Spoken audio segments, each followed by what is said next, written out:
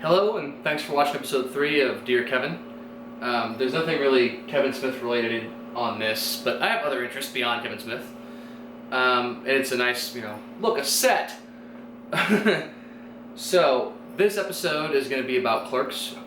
So, let me get my Dear Kev out of the way right at the beginning. Dear Kevin, Clerks is so fucking cool. I love it a lot, and I love Clerks 2, and I can't wait for Clerks 3, and I love the comic books, and just yay, Clerks! Signed, George. Here's my Clerks stuff. I got the DVD, which is signed by Kevin Smith. Got the signature covered up. Purchased at jansilentbob.com, secretstash.com. Yeah, jansilentbob, secretstash.com, or, whatever. Kevin Smith's official merchandise site. Next we got the Clerks X DVD 3-disc set, which in high school was like my favorite thing I owned. Fantastic stuff. There's a documentary on the 3rd disc, I believe, called Snowball Effect, which is the making of Clerks, which, I can't even watch it anymore because it's so passionate, personal, and it's such a happy ending that I don't have yet. So Clerks X is fantastic. And I got Clerks on Blu-ray because that movie should be in Blu-ray. And finally, I have the Clerks comic book trade paperback, which has got, I think, 3 individual issues written by Kevin and drawn by various artists. I got this at a Walnut Books.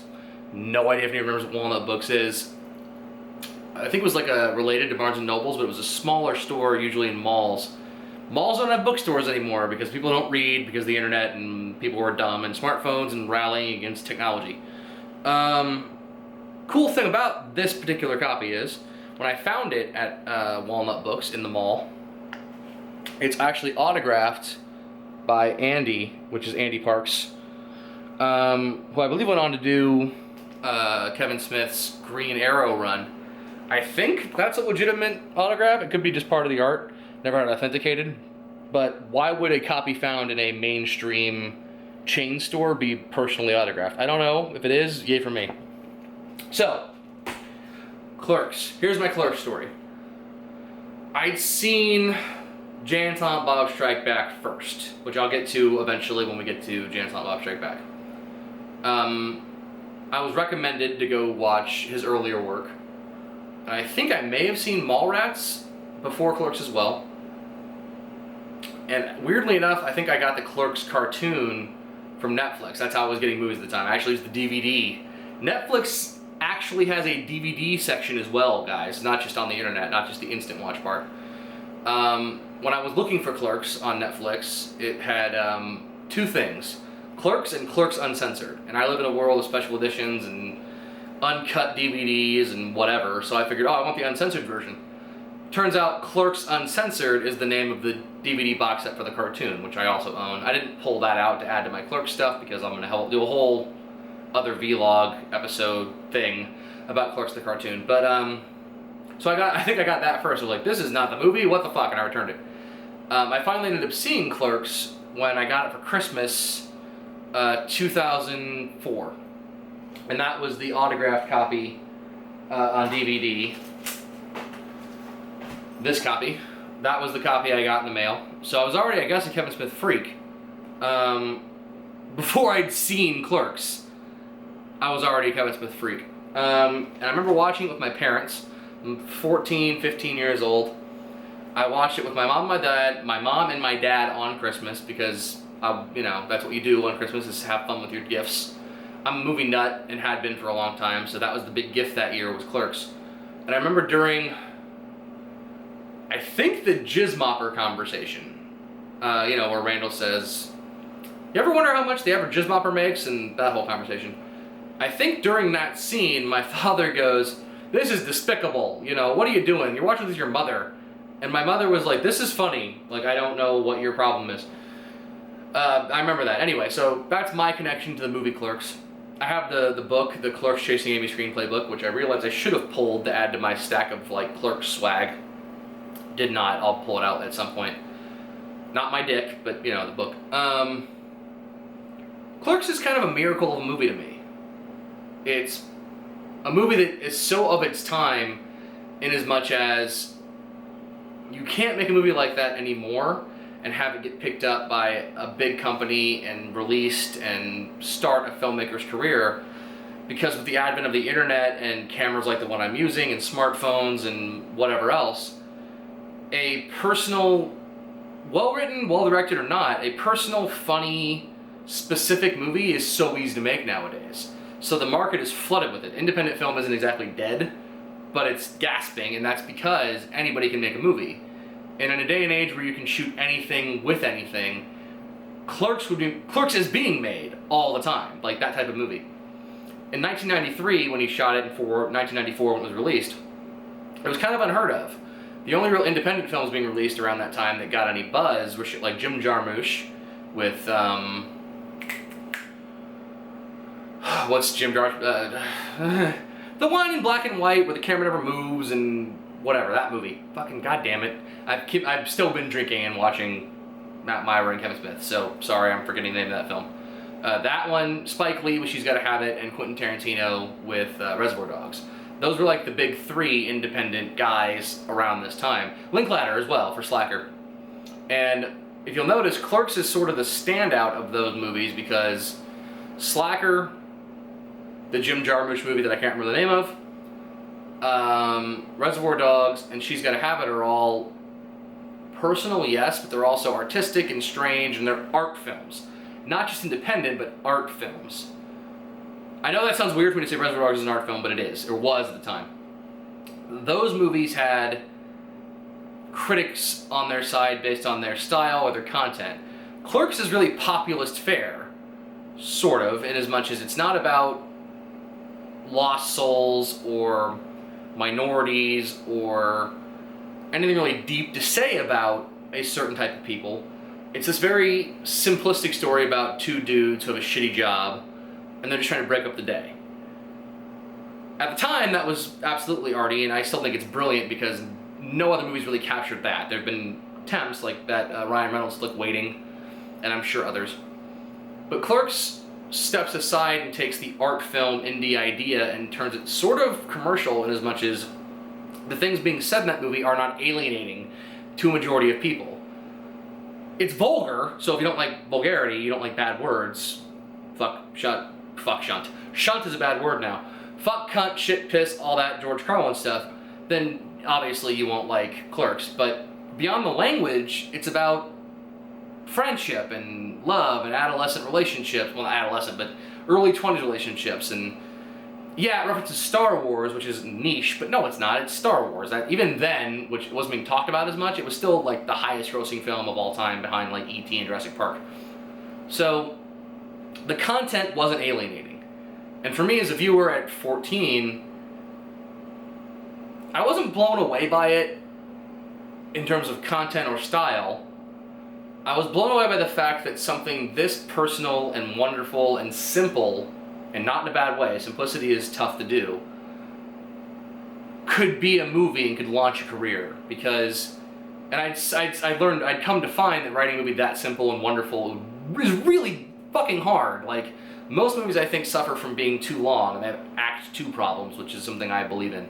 You know, movies open strong, end strong, and this part in the middle is just wandering around aimlessly with nothing to say or do. Clerks doesn't really have that kind of structure. And the idea of just like talking about things you're passionate about, whether it's pop culture or hockey or friendship or sex, that was new to me as a movie. I mean, Annie Hall did a similar thing. But Annie Hall is made by Woody Allen, who, that was like his 5th movie, and he was using Gordon Willis, one of the most brilliant cinematographers of all time. So that movie is arty as well, and the content being what it is aside, stylistically Annie Hall is very complex and the opposite of amateurish, if you will.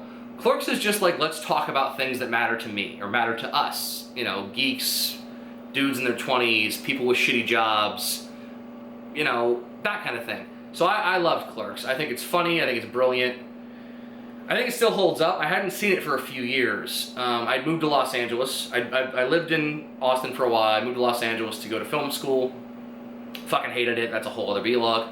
And while I was there, I was like, I should watch Clerks again. It's been a while. I'm older than Dante and Randall, which freaked me out, because I saw Clerks when I was 14.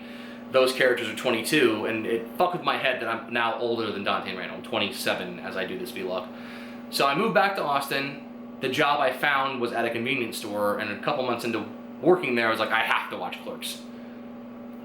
Beyond my personal relation to, you know, I love Clerks already, and I work at a convenience store, the movie just holds up as a comedy, as a meditation on what it's like to be in your mid-20s, and to be smart, to be capable, but also be trapped. No other movie that I can think of has done that kind of thing. Like, Jerry Maguire has a very similar notion of, like, here's a guy who's better than he is, but he's scared to move beyond his limitations. Everything Aaron Sorkin does is kind of about the guy who's better than what he's doing.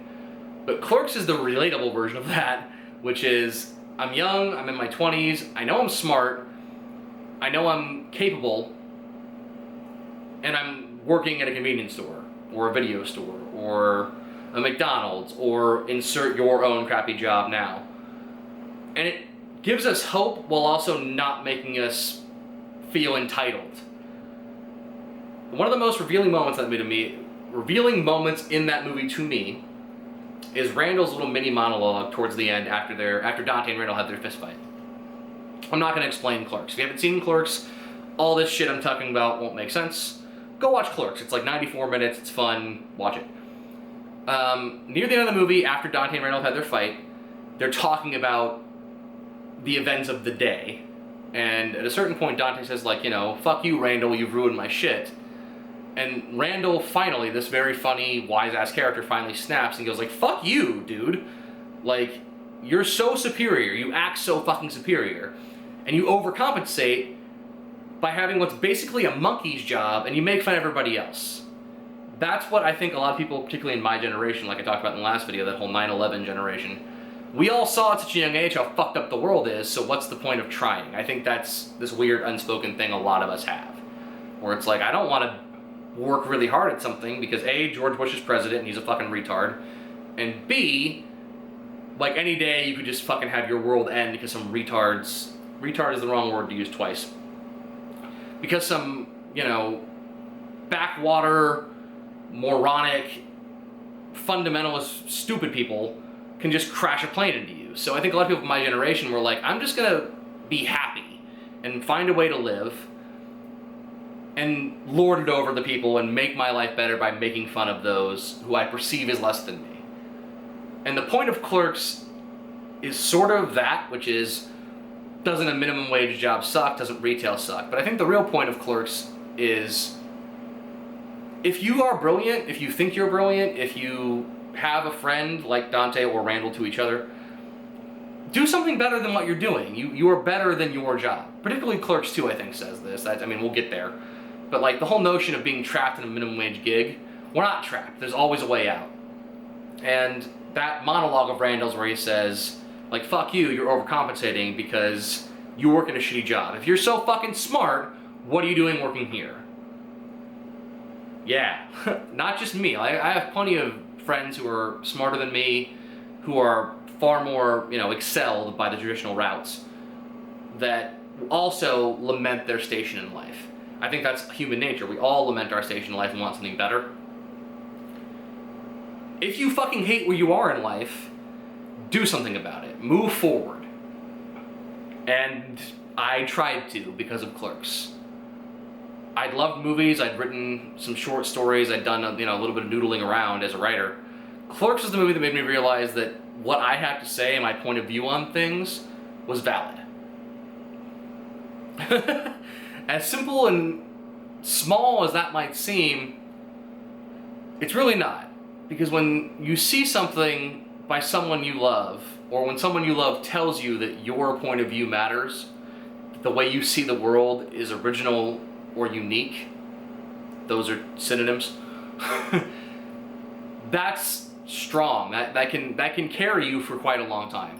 And Clerks told me at a very vulnerable time in my life, I talked about my dad leaving in the last video, told me that my thoughts matter, that what I had to say about the world mattered, what I had to say about movies and friendship and love and relationships and working, that my point of view was valid, just as valid as the guys who are politicians or CEOs or any other high-powered thing that you aspire to.